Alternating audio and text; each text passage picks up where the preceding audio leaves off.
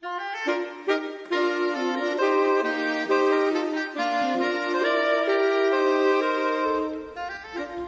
araw po sa bawat isa. Ito po muli ang inyong lingkod, Brother Paul Lito Jose, pastor po dito sa Jesus Christ Baptist Church, Santa Maria, Bulacan. And welcome po sa ating Time in the Word. Ito po ay panahon na kung saan tayo nag-aaral ng salita ng Diyos sa patuloy na ikalalago ng mga mananampalataya, sa ikaliligtas ng mga kaluluwa, at lahat ng ito ay sa ikakaluwalhati ng pangalan ng ating Panginoon. Salamat po at kasama po namin kayo ngayon at nawa patuloy tayong matuto, lumalim sa pagkakilala, pagmamahal, paglilingkod at pananampalataya sa ating Panginoon at tagapagligtas.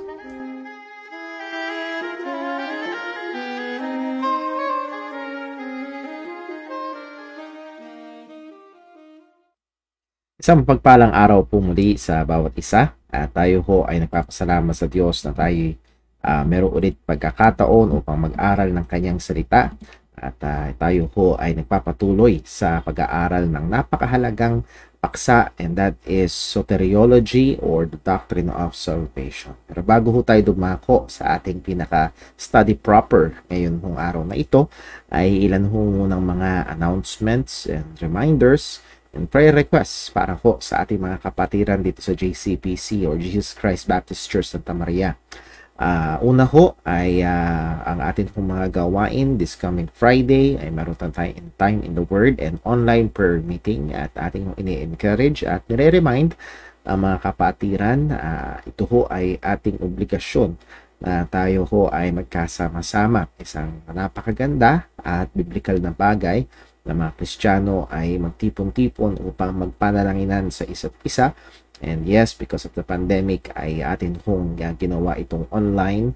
So we are reminding ating mga kapatiran to make time, to set that time, and talagang ibukod na ang panahon na yon upang tayo magkasama-sama sa pananalangin. So that will be on Friday, 7:15 p.m.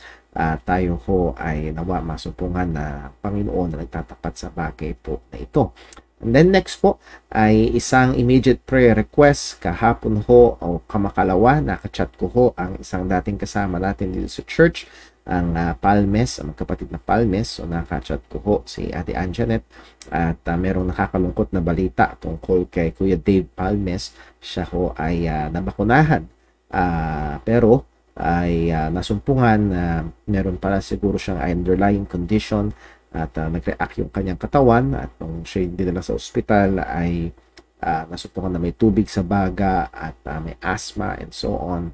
And last na update ho sa akin ay pinoward pati yung picture ng x-ray, ay ang description ay kalahati na lang daw ng kanyang lungs ang nakikita doon sa x-ray. So pag-pray natin si Kuya Dave Palmes. I was able to chat with him just a little bit.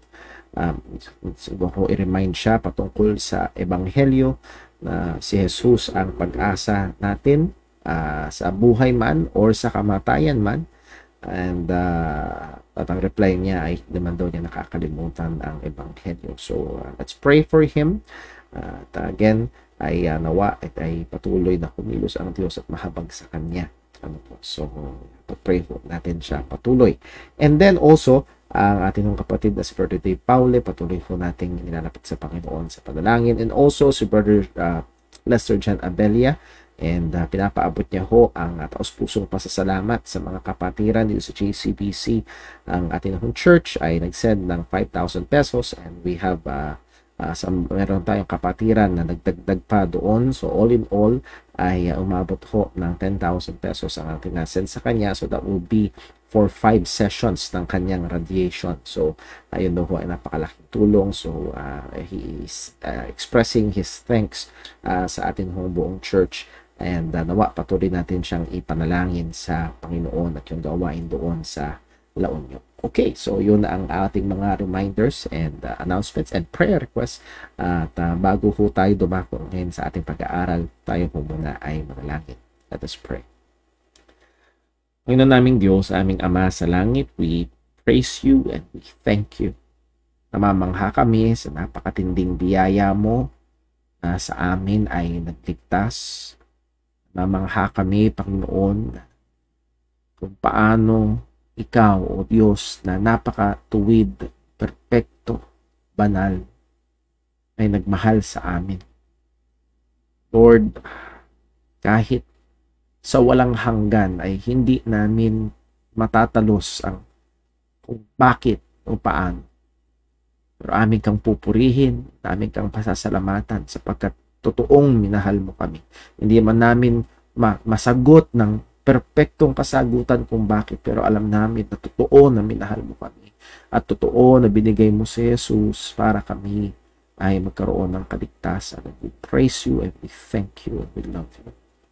Lord, kami pong lalapit ngayon sa iyo sapagkat ikaw rin, o Diyos, ang nag-utos sa amin na aming itaas sa iyo ang aming mga kabigatan. Lord, aming nilalapit sa iyo ang aming mga kapatiran na nahandog ngayon ang pangangailangang malabis sa kanilang pisikal na kalagayan. Maawa ka po, Panginoon, lingapin mo po silang sa kanilang kalagayan. Si Brother Dave Paule, sa kanya pong dystonia. Have mercy, O Lord. Bigyan mo po sila ng wisdom sa mga decision makings, and also magkaloob nawa po ang opportunity na makapag face-to-face check-up na with a specific specialist, Panginoon, upang magawa na ang mga susunod na mga planuhin at hakbangin para po sa aming kapatid na ito. And Lord, also we do pray para kay Kuya Dave Palmes. Ama, ikaw ang nakakaalam ng kanyang puso. Siya'y tunay na sumampalataya sa aming Panginoong Jesus. Maawa ka po sa kanya, tulungan mo siya. Nawa, O Diyos, ang yung ebanghelyo na kanyang napakinggan ng ilang beses, O Panginoon. Tunay nga na masampalatayan, tunay nga na siya ay may kaligtasan at magkaroon ng comfort, kapayapaan na gagaling sa iyo sa gitna ng kanyang pangangailangan. Supply mo po ang kanilang pangangailangan, O Diyos. Maawa ka po. Tulungan mo po siya at mga doktor at gamot. Gamitin mo, Panginoon. At muli, O Diyos, ang aming pong bayan na patuloy na dumadaan sa pandemya, pong hinihiling ang iyong pag-iingat, ang iyong gabay. Also, Lord, alam namin na ito ay patuloy na nangyayari. Hindi ito labas sa kapangyarihan mo, kundi lahat ng ito ay hawak mo, Panginoon. At Lord, muli sa aming pag-aaral ngayon, dalangin namin, ikaw pong magbigay sa amin ng liwanag. Panginoon, malinaw ang iyong salita. Kung aming hihingin ang sangayon sa iyong kalooban, dinirinig mo kami. At maliwanag naming nakita, O Diyos, na kalooban mo, na ang iyong mga anak ay patuloy na lumalim sa pagkaunawa sa dakilang kaligtasan na iyong ginawa para sa kapurihan ng iyong pangalan. Kaya kami, Panginoon, ay umaasa na kami ay makakatanggap ng iyong biyaya, kami ay iyong gagabayan, kami ay iyong tuturuan sa aming pag-aaral na ito. At lahat nawa ay mauwi sa kapurihan ng iyong dakilang pangalan. Dalangin natin sa ngalan ng aming Panginoong Jesus. Amen.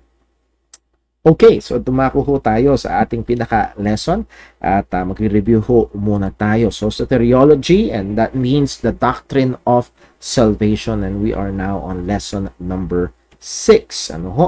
At narito yung nakita natin, and we spend time here na makita ang katotohanan na ito mula sa salita ng Diyos, and I hope, umaasa ho ako na ito'y malinaw sa atin, kumbinsido tayo sa katotohanan ito at ito'y patuloy na magtulak sa atin upang magpatuloy sa seryosong pag-aaral patungkol sa kaligtasan, and also to dive in sa salita ng Diyos at patuloy pang matutunan ang mga katotohanan ng Panginoon sa patungkol sa dakilang pagliligtas niya. So it is God's desire, gusto ng Diyos, kalooban ng Diyos, na ang lahat ng Kristiyano ay lumalim, lumawak, lumago sa kaalaman at karunungan pagdating sa dakilang kaligtasan na kanyang ginawa sa pamamagitan ng ating Panginoong Hesukristo. We also discussed, and this is our, again, nagre-review lamang tayo, we also discussed about contemporary concerns about soteriology, mga napapanahon na mga concerns or mga bagay na kailangan nating i-watch out. At nandito yung redefinition ng soteriology or salvation, nire-redefine, pinapagaang, pinapaliit, pinapasimple ang patungkol sa kaligtasan. At then there's also a displacement of the doctrine of salvation. Hindi na mahalaga at kaakibat niyaan yung hindi na mahalaga ang evangelism, na-displace na ito at napapalitan ng ibang mga bagay. So let us be watchful, lalo na dito sa ating church sa JCBC, ating gawing patuloy ang pagbabantay, at nawa nasumpukan tayo ng Diyos na mainam nagbabantay at pinapakipaglaban ang pananampalataya na ito, katotohanan ito. So let us be watchful. Number 2, the doctrine of salvation and the pastor. Pinag-aralan natin ito. Ang pastor o ang ministro sa iglesia siya dapat ay isang mangangaral at theologian ng salvation. So again, yan ay trabaho ko, trabaho ng bawat pastor. Hindi lang siya dapat encourager, hindi lang siya dapat motivational speaker, kundi siya ay tagapaghayag ng kaligtasan at theologian pagdating sa kaligtasan. Next, doctrine of salvation and the church member or yung lay person na tinatawag. At nais kong i-encourage, hindi lamang dapat ang pastor ang theologian about salvation, but every believer, bawat Kristiyano ay dapat mabuting theologian pagdating salvation. Kung babalik tayo sa kauna-unahang slide at dun sa katotohanan na atin nakita mula sa salita ng Diyos, gusto at kalooban ng Diyos na lumalim at lumawak tayo sa pagkaunawa at karunungan patungkol sa kaligtasan. So, we can say na ang lundo noon ay ang gusto ng Diyos na every Christian should be good theologians. When it comes to soteriology, gusto ng Panginoon ng bawat Kristiyano ay maging mabuting theologian. Hindi ibig sabihin na kailangan may degree ka mula sa Bible school, Bible college, or seminary. Now, if God is calling you, if you are able, kaya, tinatawag ka ng Diyos sa bagay na yun, do so, purihin ang Panginoon.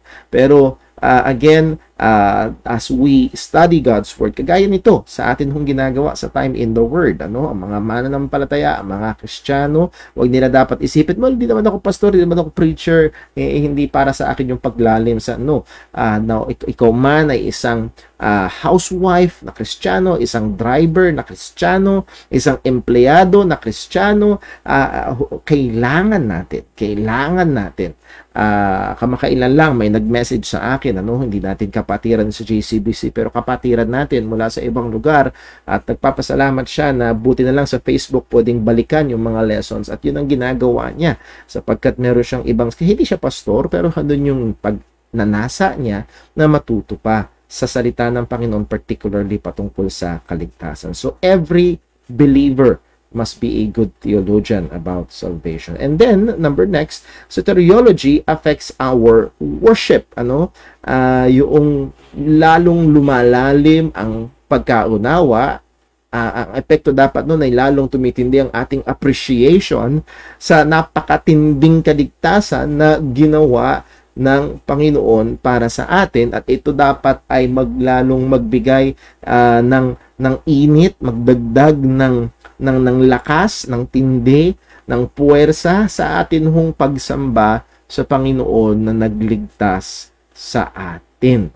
And that is actually one of our goals as habang nagpapatuloy tayo sa pag-aaral, lalo nating nakikita yung ganda, yung kadakilaan, yung tindi, yung biyaya ng Diyos na nagligtas sa ating mga patay sa kasalanan.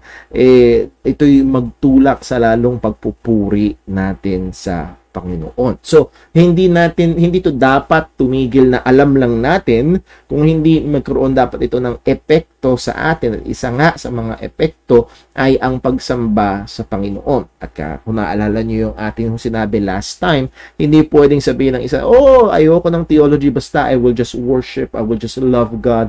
Again, contradictory yun sapagkat sa Bible, the more na nalalaman mo ang patungkol sa katotohanan ng Panginoon, particularly patungkol sa pagliligtas, pagpapatawad ng Panginoon, to whom much is forgiven, ay yung pinatawad ng mas marami ay mas magmamahal ng mas marami, sabi ni Jesus. So habang lumalalim tayo sa pagkaunawa sa kaligtasan, ang magiging epekto niyan ay mas mamahalin natin siya na nagligtas sa atin. So it will affect our worship and affection sa atin hong Panginoon. Number next, we also looked at the concept of salvation, particularly in two eras, sa Old Testament and sa New Testament. Nakita natin, sa Old Testament, ang madalas na gamit ay deliverance. Yung pag ginamit yung word na save, salvation sa Old Testament, ito'y madalas patungkol sa pagliligtas mula sa masamang nangyayari o sa kaaway, at madalas, hindi ito spiritual kung hindi physical. Pagliligtas mula sa literal na kamatayan, literal na kaaway or mga kaaway. So, yun yung madalas na gamit, hindi yun lang, kung hindi yun yung madalas na gamit ng word na save or salvation or related words doon sa lumang tipan. So, nandun nga yung atin hong paalala. Let us be careful in reading and interpreting verses sa Old Testament na nagko-contain ng words na save, salvation, and so on, at kailangan natin masusing tignan kung ano bang klaseng salvation ang tinutukoy ito. Sa New Testament, kabaliktaran. Kung sa Old Testament, ang dominant ay physical, sa New Testament naman ay ang dominanting paggamit ng salitang saved or salvation and related words ay patungkol sa spiritual na kaligtasan. At itong kaligtasan na ito ay laging identified, itong spiritual na kaligtasan na ito ay laging identified in the person and work of our Lord Jesus Christ. Laging in Christ, by the gospel, through faith sa ating Panginoong Hesukristo. So, yun yung madalas na makikita natin sa Old Testament and then sa New Testament. So we laid down some basic premises. Nakita natin yung multiple dimensions of the effects of sin, at itong kaligtasan na ginawa ng Panginoon ay tumutugon sa iba't ibang epekto ng kasalanan sa tao. And ma-appreciate natin ito ng lalo pa sa pagpapatuloy ng ating pag-aaral. Next, historical involvement of God in saving work. At ito nga yung lagi nating dinidiinan dito sa church. Ang kaligtasan at pananampalataya at pundasyon ng pananampalatayang Kristiyano ay nakatungtong sa isang makasaysayang pangyayari.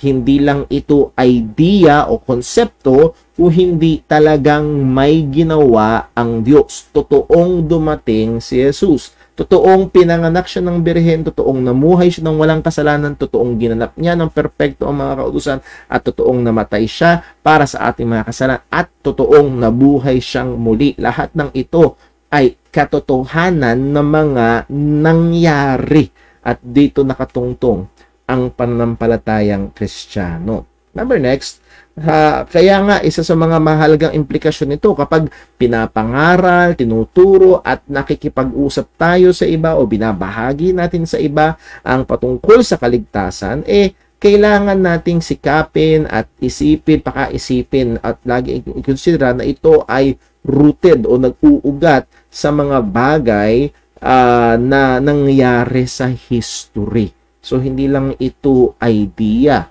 kung hindi mga tunay na pangyayari.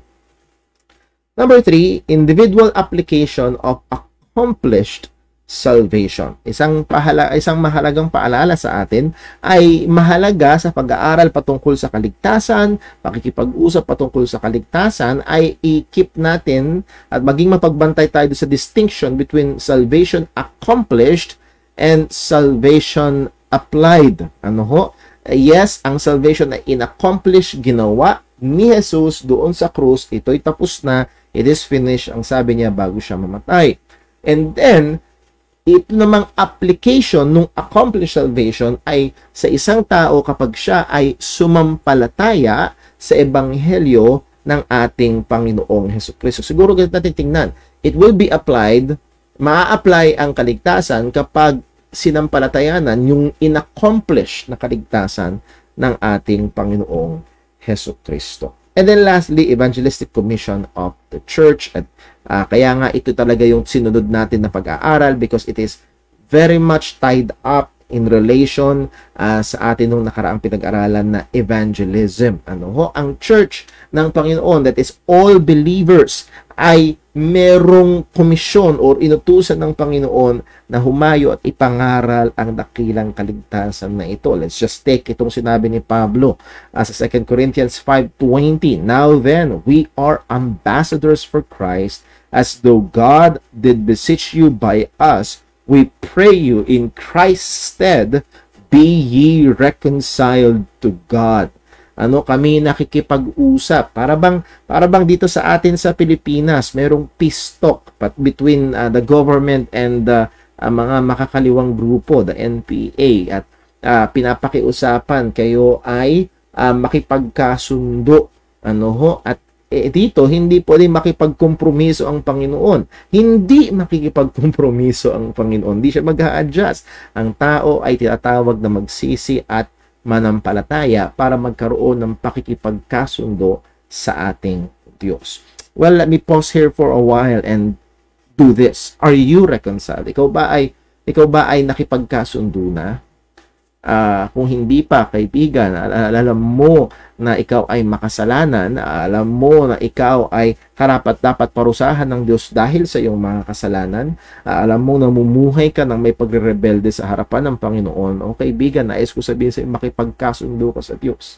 At ang tanging paraan para ikaw ay makipagkasundo sa Panginoon ay sa pamamagitan ng kanyang isinugong tagapagligtas ang namatay sa krus para magbayad ng iyong mga kasalanan at muling nabuhay upang magbigay ng buhay na walang hanggan.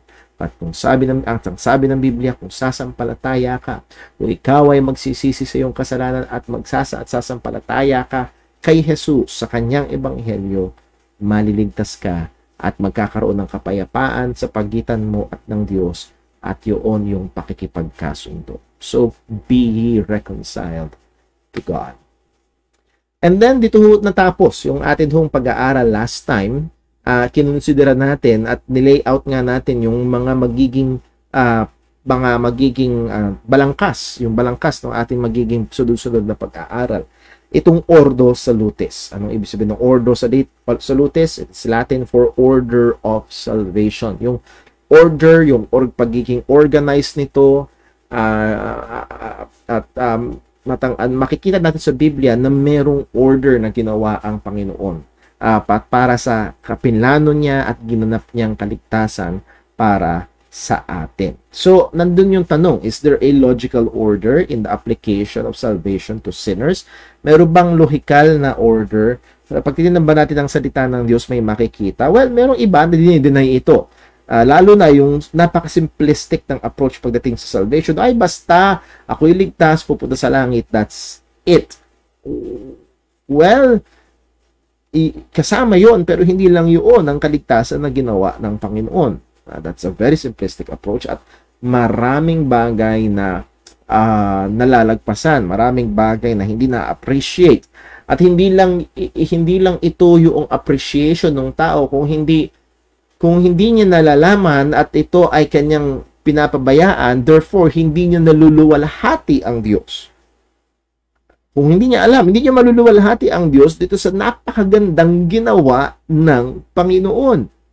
Halimbawa, bigyan na lang ng halimbawa, sinutusan mo yung isang tao, oy, linisin mo yung bahay ko. O sige, and then pagkatapos sa 3 araw bumalik ka, pinakita niya, malinis na ho ang bahay niyo, tinignan mo mula sa labas, malinis na nga. O sige, umalis ka na.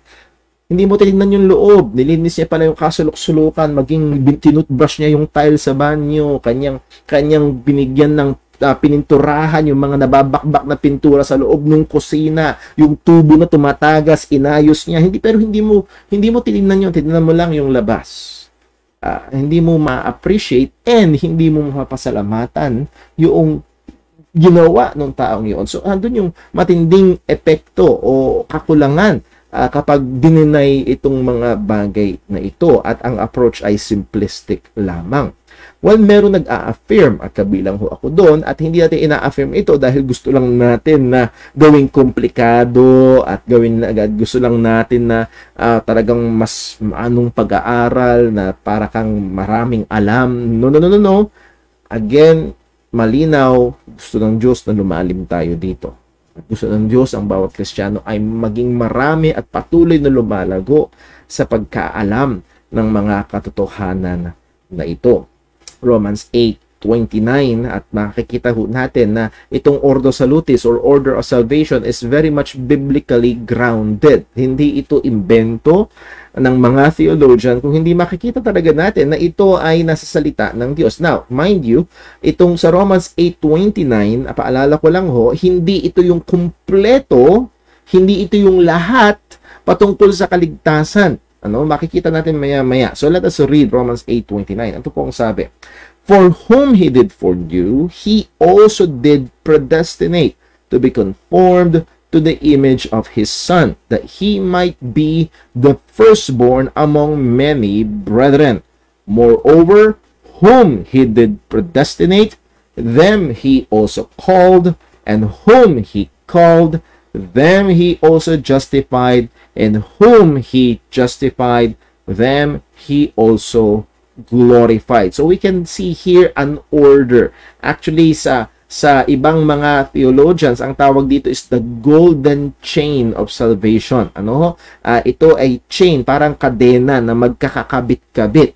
At yung kauna-unahang kadena ay konektado sa kahuli-hulihang kadena sa pamamagitan ng mga bagay na nasa doon sa pagitan. At yung na foreknew ay siguradong pupunta, makakarating sa glorification. Hindi yun mapuputol. Those whom He foreknew, He predestinate, and those whom He predestinate, He called, and those whom He called, He justified, and those whom He justified, He glorified. And doon yung kakumpletuhan. Pero gusto ko makita natin dito, there is an order. At maganda yung sinabi nung isang kaibigan kong pastor sa kanyang pagtuturo about this verse. Binigyan niya ng pansin na dito sa bandang baba, ang sabi ho dyan, notice, He, and the pronoun He is God. He foreknow, He predestinate, He called, He justified, He glorified. It is a monergistic work of salvation. Pag sinabing monergistic, it is the work of God alone through the Holy Spirit. Ang Diyos lang, Ang Diyos ang nag-foreknow, ang Diyos ang nag-predestinate, ang Diyos ang tumawag, ang Diyos ang nag-justify, ang Diyos ang nag-glorify. So, it is God's work. Sa work na ito, sa golden chain of salvation, ito, in the work of salvation, in the plan of salvation, ito ay lahat ang Diyos. Ang Diyos ang gumawa. So again, tinapos natin dito last time yung proposed order. Lord willing, this coming Friday, sisimulan natin i-discuss ang isa sa mga napaka-controversial na paksa at marami. Sabi nga, nag-joke nga ho yung isang teacher ko dati sa Bible School, kung gusto mong mag-away ang mga Kristiyano, simulan nyo ang usapan ng politika o simulan nyo ang usapan ng election unto salvation. Makikita mo daw yung sisimula na uminit ang usapan, and that is sad, very sad. Nevertheless, pag-aaralan natin ito, at hopefully sa biyaya ng Diyos gusto natin i-present ito ng malinaw, ng maayos, at mapagmahal, at tulungan tayo ng Diyos na makita, ma-appreciate itong dakilang pagliligtas at na sinumulan ng Diyos sa pamagitan ng kanyang paghirang. Or, yung salita sa Tagalog na allergic ang marami, yung kanyang pagpili. Ang Diyos ay pumili. Sa next year, tayo ay boboto sa election. Pipili ka ng mga kandidato. And that is, again, yung concept na merong partikular na pinili. I hope hindi ka pupunta sa presinto para magpaikot ng bote at mag-mini-mini mo. Meron ka na siguro listahan. At ang Diyos ay may pinili para sa kaligtasan. We will look at it sa yung katotohanan na yun sa salita ng Diyos. Number next, application of salvation. Itong mga hinirang ng Diyos na ito ay yung salvation ay i-apply o ma-apply sa kanila. And that is effectual calling, regeneration, conversion. That is yung pagsampalataya, pagsisisit pananampalataya ng isang makasalanan. And then, pag naligtas na ang isang makasalanan, there is the salvation blessings. Yung mga pagpapala sa kaligtasan. We have here objective salvation blessings, justification, adoption, reconciliation and glorification. And more, baka madagdagan pa to sa mga susunod natin pag-aaral, pero isa ngayon, ito yung magiging takbo ng ating pag-aaral. Then number next, subjective is sanctification and perseverance. And then lastly, we will look at the assurance. Ano yung pagkakaroon ng katiyakan ng kaligtasan. Now, depende sa theology book, yung iba ay yung glorification nilalagay sa subjective, at yun namang iba, yung assurance ay bahagi na ng subjective blessings ng salvation. So, again, depende kung paano na ikakategorya, pero pag-aaralan natin itong mga bagay po na ito. So, dito tayo natapos last time, at as in dito tayo nagwakas. The overall ground or basis of it all. Ano yung all? All of those na atin ng pag-aaralan. Mula sa election, mula doon sa application ng salvation, hanggang doon sa sanctification, hanggang doon sa assurance ng salvation, all of it, naka-ground ito, meron itong tinutungtungan, meron itong pinagbabasihan. Saan ito nakabase? Saan ito nakatungtong? Ito yung nakabase, nakatungtong sa ating pakikipag-isa kay Kristo. Our union with Christ. Yung pagkakaroon natin ng pakikipisan, pakikipag-isa kay Kristo. Sabi natin Ephesians 1:3, this is the last verse natin binasa last time. Blessed be the God and Father of our Lord Jesus Christ, who hath blessed us with all spiritual blessings. Lagi ko hindi yan tuwing binabasa itong verse na ito. God has blessed us, that is all believers, lahat ng Kristiyano, lahat ng mananampalataya, mula sa pinakabata, pinakabagong Kristiyano, sa pinakamatagal ng Kristiyano, God has blessed every believer with all spiritual blessings in heavenly places. Ito yung mahalaga, in Christ. All of these spiritual blessings, lahat ng mga spiritual na pagpapala na ibinigay ng Panginoon o ibibigay ng Panginoon ay masusumpungan na kay Kristo Jesus lamang. And take note of that word in, that is a locative word. Dapat ikaw ay na kay or nasa, inside. That is pertaining sa iyong relasyon sa ating Panginoong Hesus Kristo. Are you in Christ? And if you are, kung ikaw ay na kay Kristo, ikaw ay totoong Kristiyano, totoong mananampalataya ng Ebanghelyo, then you are blessed with all spiritual blessings in heavenly places because you are in Christ. Dahil ikaw ay na kay Kristo Jesus. So, ang napaka dakilang bagay na kailangang bigyan ng matinding pansin ng Kristiyano ay itong kanyang relationship, itong kanyang union with the Lord Jesus Christ. Not union with the Baptist church or whatever church. Not union with the leader or the pastor. No. Yes, we have unity kung tayo ay tunay na mga Kristiyano. Meron tayong pakikipag-isa. At ang ating unity is actually found in Christ. Ano man yung ating itsura, kulay ng balat, or even denominational, as long as we are in Christ, ay tayo ay may pagkakaisa kay Kristo sa Ebanghelyo. Pero again, doon pa rin nakatungtong nga sa ating Panginoong Hesus Kristo, yung ating union sa Kanya. Ano ang konsepto nito? God's dealing with His people individually and corporately is on account of being joined to Christ.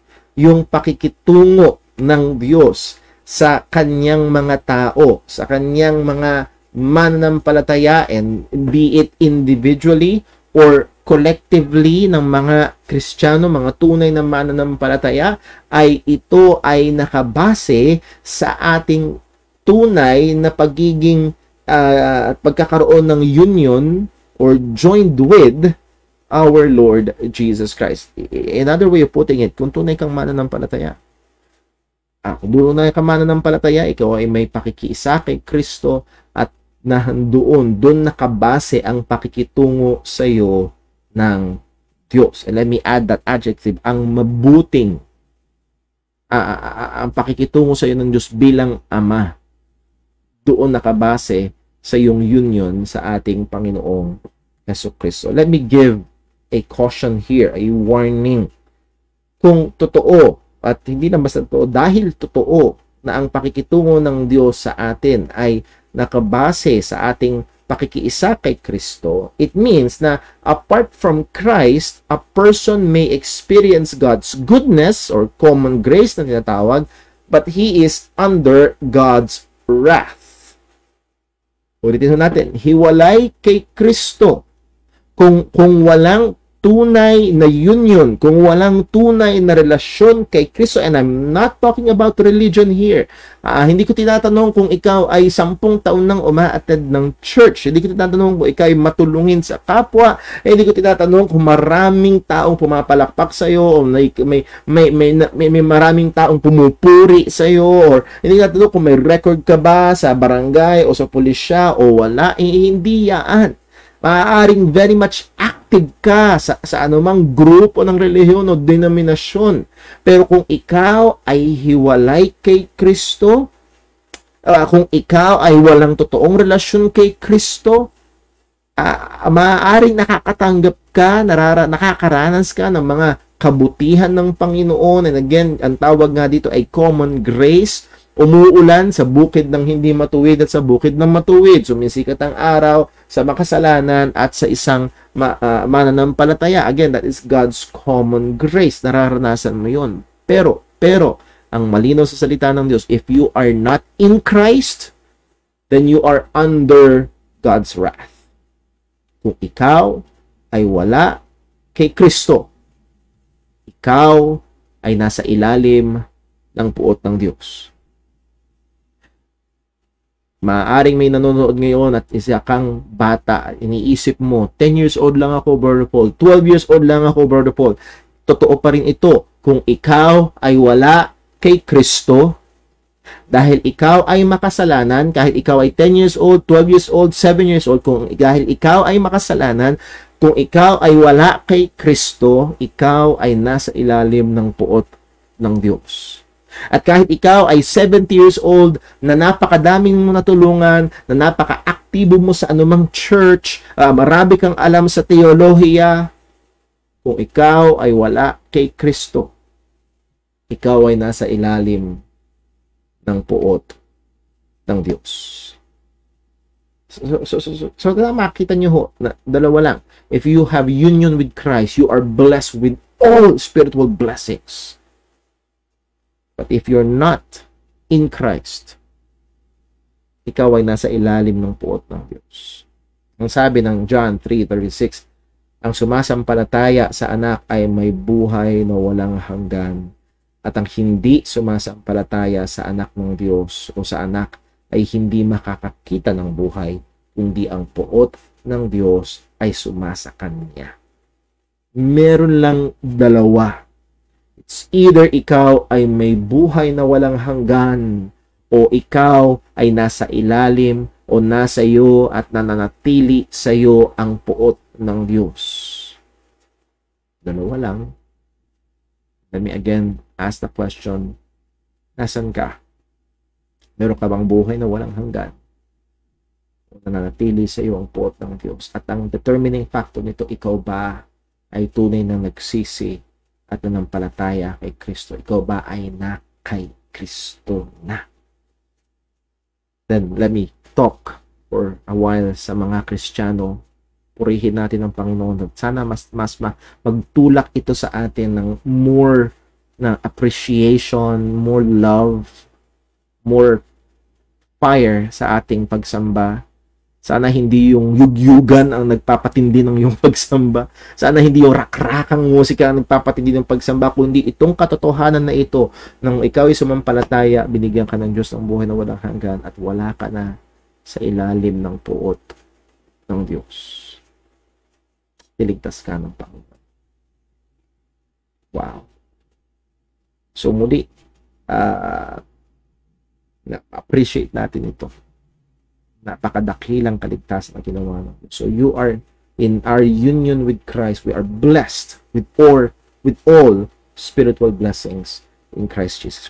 Pero kung wala ka kay Kristo, the wrath of God na nanatili sa iyo ang puot ng Diyos. At ang tanging paraan para mawala sa iyo ang puot ng Diyos, kung ikaw ay tuloy na magsisisi at sumampalataya.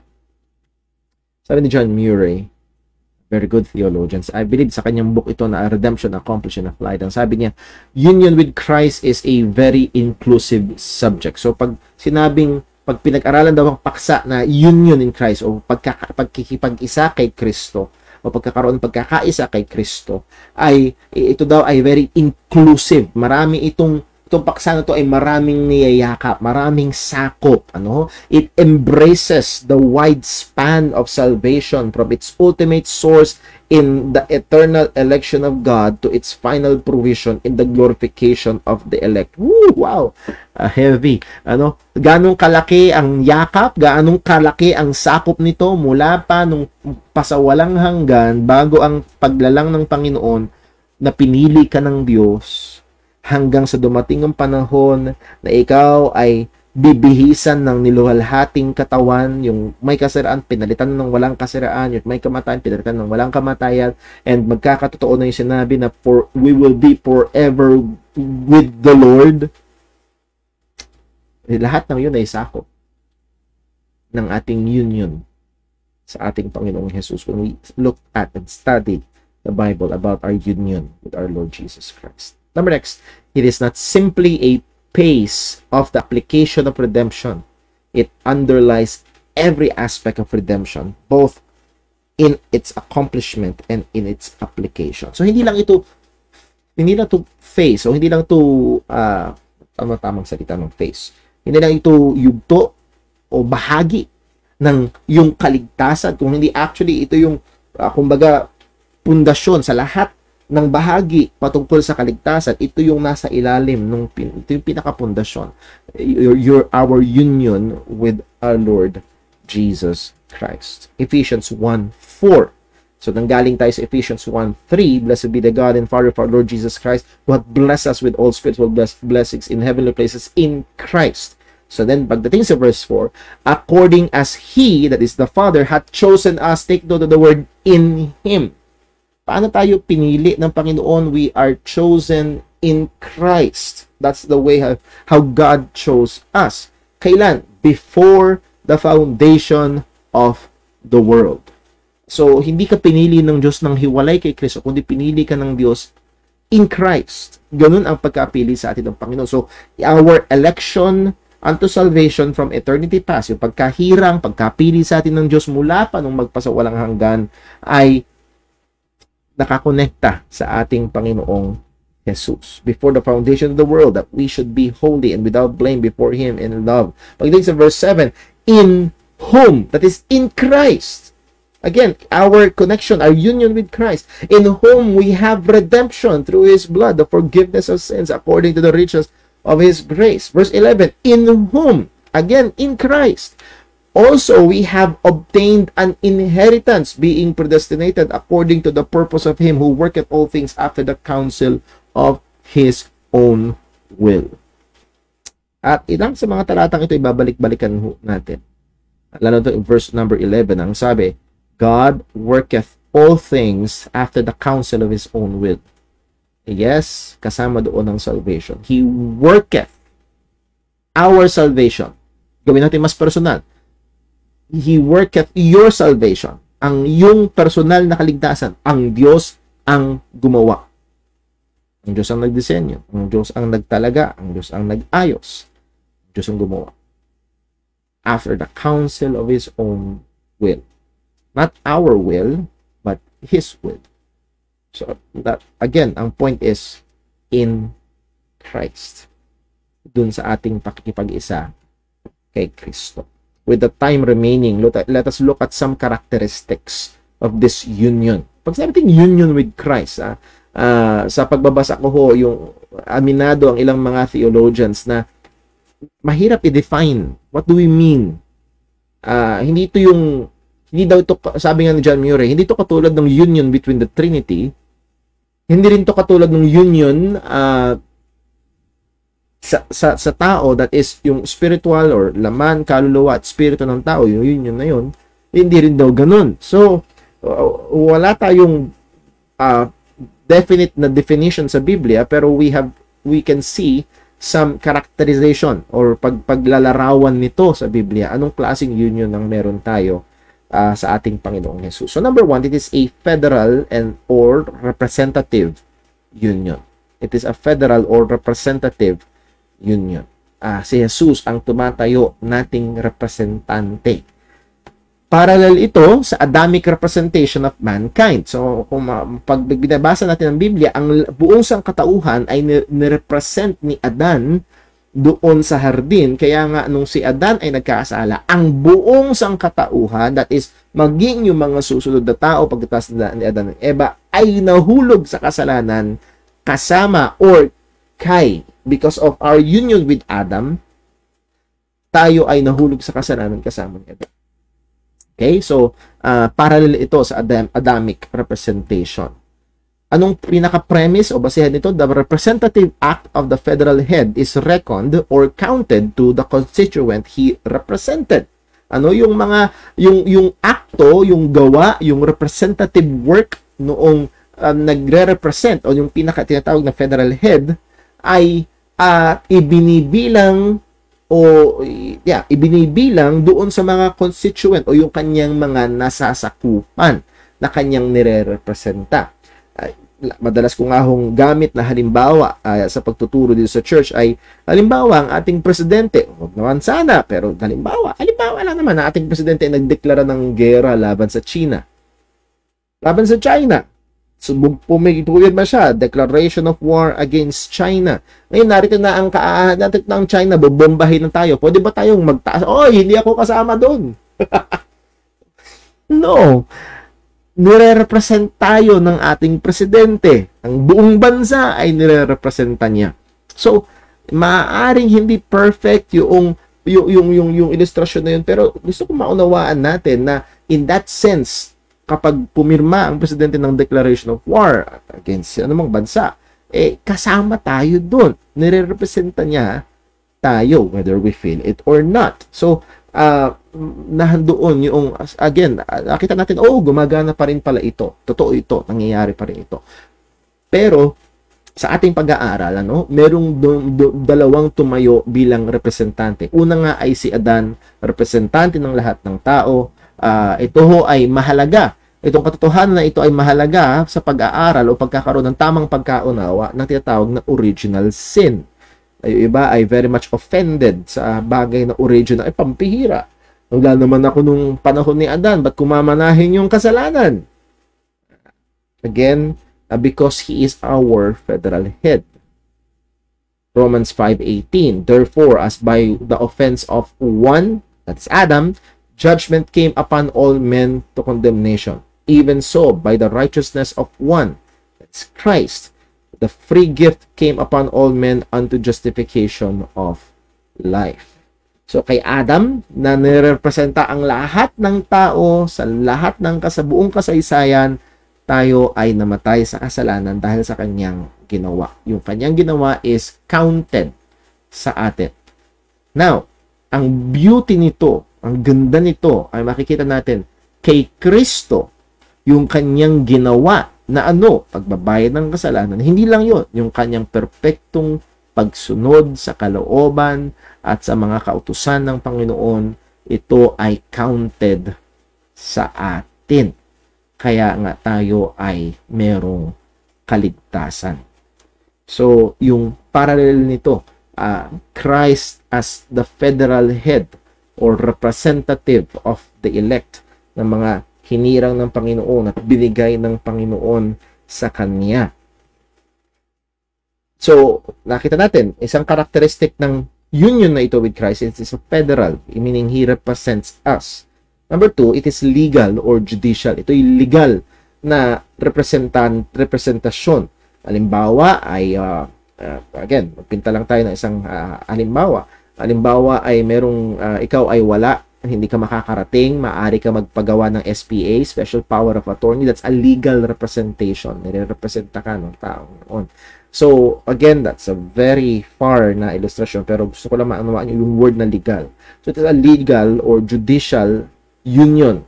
Christ took the legal status of his people as a substitute parallel to the sacrifice. Ano? So, yung si Kristo ay tinuhan niya, tumayo siya bilang substitute para sa atin dahil siya nga ang ating representante at siya ang nagrepresent sa atin doon sa krus nung kanyang binayaran ng ating mga kasalanan. 2 Corinthians 5:21, for he hath made him to be sin for us who knew no sin, that we might be made the righteousness of God in him. So makikita natin again, sabi nga ng mga theologians, this is the great exchange. Siya na walang kasalanan I made him to be sin. Hindi siya naging makasalanan, pero siya ang tumayo sa ating lugar. In our place, condemned he stood. Sabi nga no isang magandang awiting Kristiyano, sa ating lugar, para sa akin, para sa bawat mananampalataya, siya ang tumanggap ng parusa para sa ating mga kasalanan. At hindi lang yun, that we might be made, that we might be made the righteousness of God in him. Para naman tayo ay mabihisan ng katuwiran na galing sa Panginoon. Again, nandun yung dalawang huling salita na mahalaga. In Christ. In Christ. So, kung wala ka kay Kristo, magbabayad ka ng kasalanan mo, wala kang katuwiran, pero kung ikaw ay na kay Kristo, binayaran ng iyong kasalanan, at ikaw ay binihisan ng isang perpektong katuwiran. Ikaw ay sumampalataya sa ebanghelyo ng ating Panginoon Hesus Kristo. Sa Colossians 2:13, na pag-aralan natin sa church ho itong verse ho na ito, ang sabi, and you being dead in your sins and the uncircumcision of your flesh, hath he quickened together with him, having forgiven you all trespasses. So, ikaw ay binuhay na muli, and then sabi, having forgiven all your trespasses. Bakit? Paano napatawad yung aking mga kasalanan? Verse 14, blotting out the handwriting of ordinances that was against us, which was contrary to us, and took it out of the way, nailing it to his cross. At dito humiram ng larawan si Apostol Pablo, isang larawan na pamilyar ang mga tao nung panahon na yon, because nung panahon ng mga apostol, nung panahon ni Jesus, panahon ng mga apostol, ang namamayaning imperyo ay ang Roman Empire, at ang kilalang capital punishment ng Roman Empire ay ang crucifixion. At sa crucifixion, meron silang pinapako it's either sa baba o sa taas, saan man, ipapako doon. Ano yung kaso? Bakit siya nakapako doon? At kay Kristo nga, ang nilagay ni Pilato, hari ng mga Hudyo. At ang bintang kay Jesus ay rebellion. Meron lang dapat isang hari, si Caesar, yung emperor ng Rome, pero pinapakilala niyang sarili niyang hari, at yun yung ginamit, binuluktot at tinwist at so on and so forth para unjustifyingly i-accuse si Jesus, at siya ay pinakso. Yun ang akusa sa kanya, hari ng mga Hudyo. At ang sabi ng salita ng Diyos, para ma-appreciate natin, pinatawad yung ating mga kasalanan. Bakit? Paano nangyari? Paano na-blot out ito? Well, dahil ito'y nabayaran. Nakapako doon sa krus. Kasama, kung ikaw ay mananampalataya ni Jesus, binayaran niya. Pinagdusahan ni Jesus yung parusa para sa ating kasalanan. It was nailed to his cross. So, hindi na kailangan taon-taon, tuwing mahal na araw, na may magpapako ng kanyang sarili, may maghagupit ng kanyang sarili. Hindi, walang, that's nonsense. Ang pagpipinitensya ay pagsasabing wala akong tiwala sa ginawa ni Jesus, ako ang gagawa. Ang pagpipinitensya ay pagsasabing hindi sapat ang pagdurusa ni Jesus, ako ang magdudusa para sa kasalanan ko. Again, ang pag-asa ng Kristiyano was nailed to his cross. So, legally, bayad. At pinagbayaran yung ating mga kasalanan. God's righteousness and justice was not sacrificed or bypassed in our salvation. The legal demand for the punishment of sins was satisfied by Christ's saving work. Hindi binaypass, hindi binaliwala, lalong hindi sinakripisyo ang hustisya at ang kabanalan at katuwiran ng Panginoon nung niligtas niya tayo. Ano? Hindi pwedeng basta pumalakpak lang siya then ligtas na lahat. No. Kasi pag ginawa ng Diyos yun, walang bayad ang kasalanan. Na bypass yung justice and righteousness, no? In Christ, walang binaypass. Satisfied yung demand ng kautusan, yung legal na mga kailangang bayaran, binayaran ni Jesus. That's why we are saved in Christ. 1 Corinthians 1:30, but of him are ye in Christ Jesus, who of God is made unto us wisdom and righteousness and sanctification and redemption. Anong punto? The status of righteousness, redemption, and sanctification are based on our union with Christ. Ano? Yung estado ng pagiging matuwid, natubos, at binanal ng Panginoon o ibinukod ng Panginoon para sa Kanya ay nakabase sa ating union, pakikiisa sa ating Panginoong Jesucristo. Number 3, dito tayo matatapos ngayong gabi.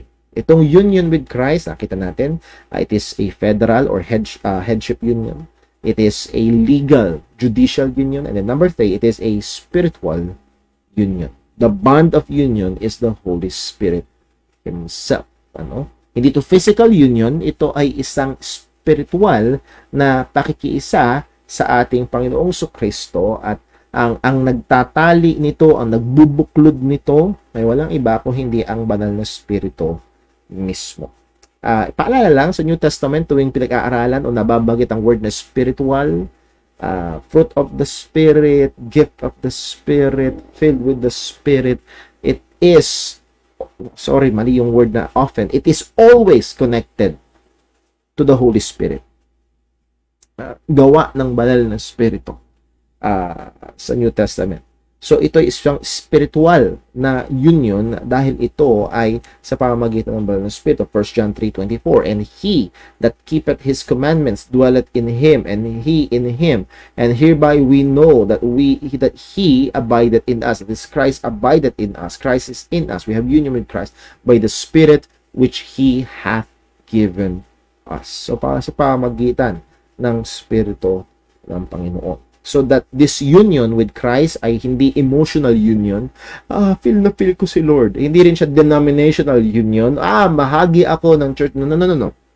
As we have studied, as we have seen in the scripture, it is a spiritual union.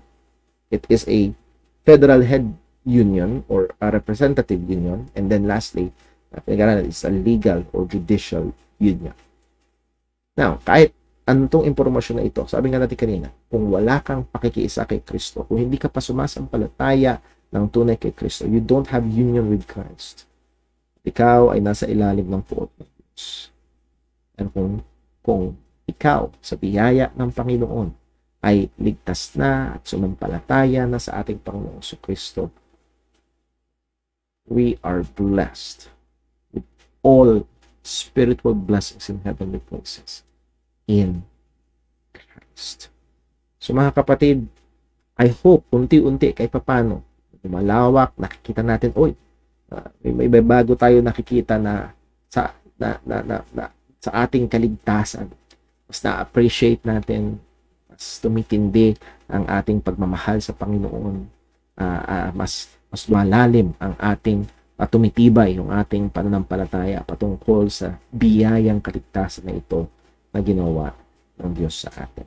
Again, kung meron mga questions, please do send them over. Pwede nyo i-text sa akin, pwede nyo i-comment, pwede nyo i-direct message. Lord willing ho, sa biyaya ng Panginoon, ay sasagutin po natin yung mga katanungan po.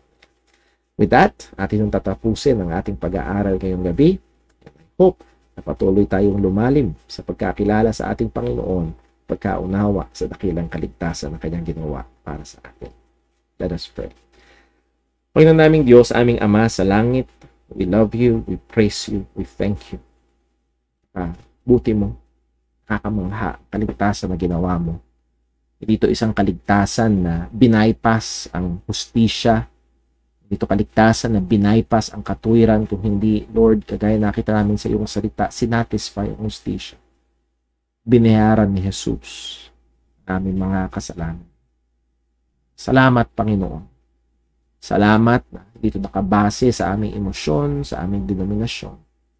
Salamat, Panginoon, na ito'y isang spiritual na pakikiisa kay Kristo, na meron ng bawat tunay na sumasampalataya sa iyo. Salamat, O Diyos, na tunay nakita namin ang tindi, ang ganda at ang halaga na kami ay lalo pang lumalim sa pagkaunawa sa kaligtasan na iyong ginawa. O Panginoon, mga bagay kaming pag-aaralan na maaaring hindi maabot ng aming pangunawa. May mga bagay kaming pag-aaralan na maaaring tataliwas sa aming mga kasalukuyang paniniwala. May mga bagay kaming pag-aaralan na lalaban sa aming personal na kayabangan. Tulungan mo kami, O Diyos. Gamitin mo ang iyong salita. Tulungan mo kami na huwag bumase sa aming pakiramdam, nakalakihan o personal na paniniwala, kundi, O Diyos, kung ano ang sinasabi ng iyong salita. Muli, Panginoon, malinaw sa iyong salita na gusto mo kami lumalim. Kaya, Panginoon, namin pong inaasahan ang iyong pagpapala, hinihingi ang iyong paggabay sa mga pag-aaral namin. Nawa mga katotohanan na aming natutunan ngayon, patuloy mong gamitin para sa aming mga buhay, Kristiyano. Lalo kaming mamuhay na may kabanalan. Lalo kaming maging mainit sa paglilingkod at pagsamba namin sa iyo. Dalangin namin itong lahat sa ngalan ng aming Panginoong Jesucristo. Amen. God bless po. Lord willing, this coming Friday, patuloy tayo muli tayo magkasama-sama sa ating pag-aaral, Doing Time in the Word. God bless po. Ingat po tayong lahat.